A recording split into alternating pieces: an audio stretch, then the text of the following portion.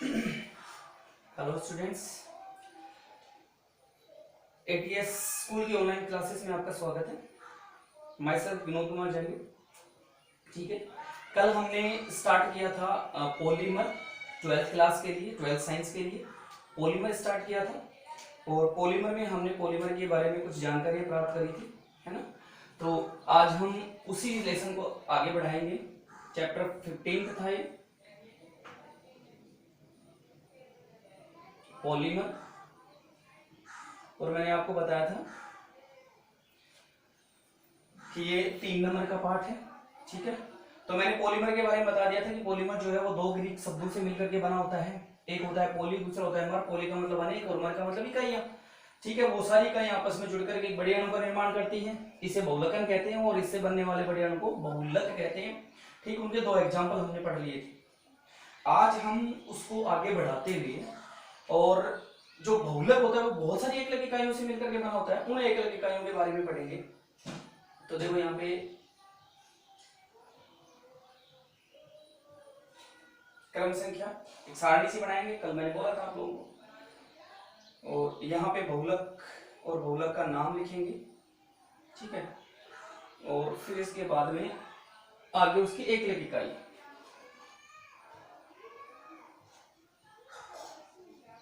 एकलक इकाई, ठीक है। तो देखो नंबर 1, अब हम कुछ ऐसे बहुलक पढ़ेंगे जिनके एकलक इकाइयां पढ़ेंगे। सारे तो नहीं पढ़ेंगे, लेकिन जितने भी हैं हम इसके आधार पर कुछ पढ़ेंगे। तो सबसे पहले हम बात करते हैं पॉलीथीन बहुलक है एक, पॉलीथीन। ठीक है, इस पॉलीथीन बहुलक की एकलक इकाई जो है वो है एथीन।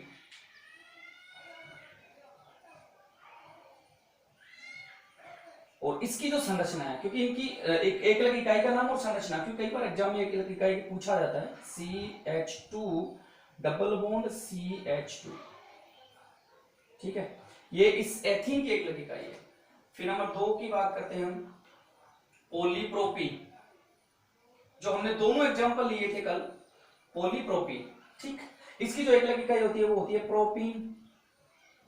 और प्रोपीन जो होता है इसकी संरचना ये बना दें, CH2 CH single bond CH3,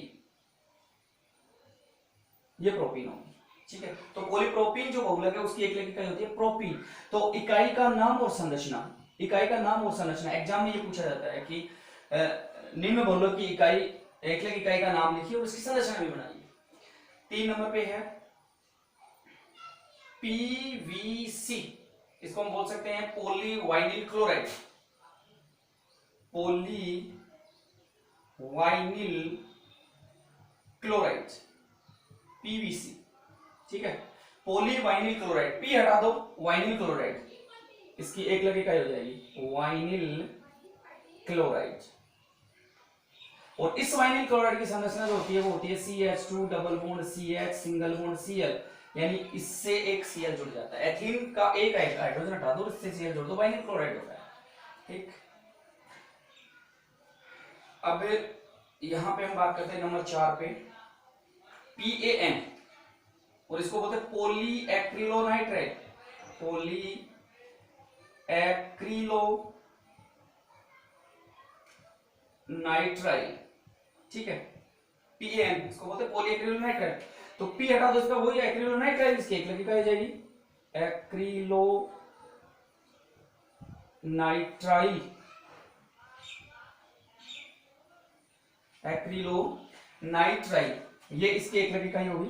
ठीक, इसकी संरचना जो होती है ना, देखो यहाँ पे ये जो है ना, ये वाइनिल क्लोराइड, बस इसका Cl हटा दो, इसकी जैसी होती है सेम, और इसकी जगह पे जोड़ दें हम CN, Cl की जगह पे क्या जोड़ देंगे CN। तो एक्रिलोनाइट्राइल, एक्रिलोनाइट्राइल, नाइट्राइल बोलते हैं CN को, है ना, इसका अनुलग्न होता है नाइट्राइल। फिर नंबर 5 की बात करते हैं हम, PS, PS का मतलब होता है पॉली, P का मतलब पॉली, S का मतलब स्टाइरिन, स्टाइरिन। ठीक है, पॉलीस्टाइरिन, P हटा दो, वही स्टाइरिन हो जाएगा, इसकी एकलक इकाई स्टाइरिन। ठीक है, अब इस स्टाइरिन की जो संरचना होती है वो भी बिल्कुल इसकी जैसी होती है, लेकिन यहाँ पे जो CN जुड़ा हुआ है ना, इस CN को हटा करके इसकी जगह पे C6H5, यानी बेंजीन जो है उसका एक हाइड्रोजन हटा के फेनिल समूह जोड़ देते हैं इससे। तो ये इसकी एक लगी इकाई होगी। ठीक, अब हम बात करते हैं नंबर 6 पे, टेफ्लॉन। टेफ्लॉन, टेफ्लॉन, ठीक है। और इसको अगर हम शॉर्ट में बोले ना तो टेट्रा फ्लोरो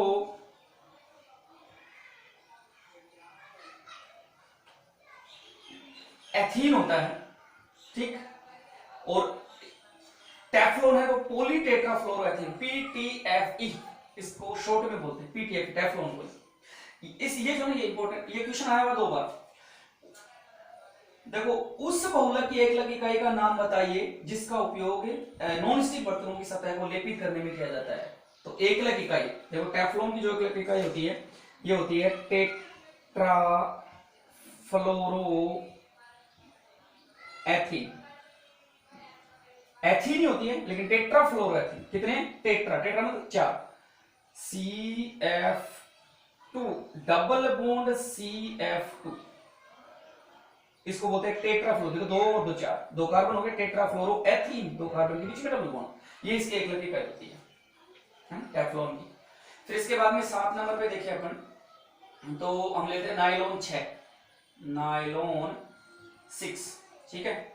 नायलॉन 6 ये एक बहुलक है नायलॉन 6। इसकी जो एकलक इकाई होती है ना ये होती है कैप्रोलैक्टम, कैप्रोलैक्टम,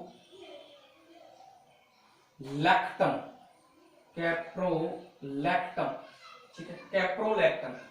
अब कैप्रोलैक्टम होता है ना वो क्या होता है, देखो NHCH2 का होल 5 होते हैं ACH2, C double bond O, और इसकी एक वैलेंसी खाली, इसकी एक वैलेंसी खाली। देखो एक बंद ये बन गया, 2 ये बन 3 और एक ये हो गई, तो ये चक्रीय संरचना होता है इस प्रकार से, इसको बोलते हैं कैप्रोलैक्टम, ठीक है, कैप्रोलैक्टम, ये इसके एक लिखे करेंगे।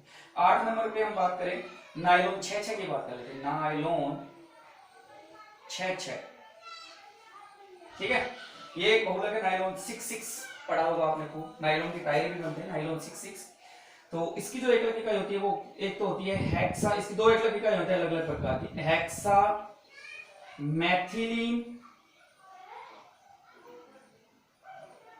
Hexa मैथिलीन diamine, diamine, hexa मैथिलीन diamine. देखो हेक्सा मतलब 6, क्या है? मैथिलीन, तो और डाई क्या है? एमीन, एमीन का मतलब होता है NH2 समूह, ठीक, NH2 समूह, और कितने हैं? हेक्सा मैथिलीन CH2 का होल 6, हेक्सा हो गया, मैथिलीन हो गया, मैथिलीन का मतलब CH2, और हेक्सा हो गया NH2, NH2। ये होती है एक तो नायलॉन 6 की एक इकाई, और एक होती है एडिपिक अम्ल, एडिपिक अम्ल, एडिपिक अम्ल, ठीक। और एडिपिक अम्ल होता है ये भाई COOH, कार्बोक्सिलिक अम्ल होता है, CH2 का होल 4 होते हैं मैथिलीन के, और COOH, ये होता है एडिपिक अम्ल। अर्थात इन दोनों एकलक इकाइयों से ही कौन बनता है? नायलॉन 6। देखो कैसे 6, 4 कार्बन, 5 कार्बन, 6 कार्बन हो गए, और इसमें पूरे 6 कार्बन, तो 6 कार्बन, इसलिए नायलॉन 6 इसको बोला जाता है ना। 9 नंबर पे देखो, एक और लेते, टेरिलीन, टेरिलीन, इसे डैक्रोन भी बोलते हैं, डैक्रोन, ठीक।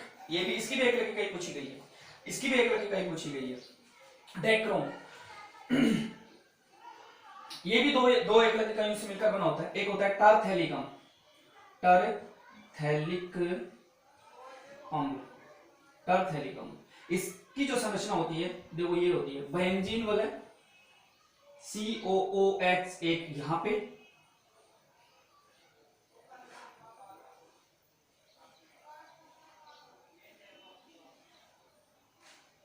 और COOH एक यहां पे, और ये बेंजीन वाला, ठीक, इसे बोलते हैं टारथैलिक अम्ल।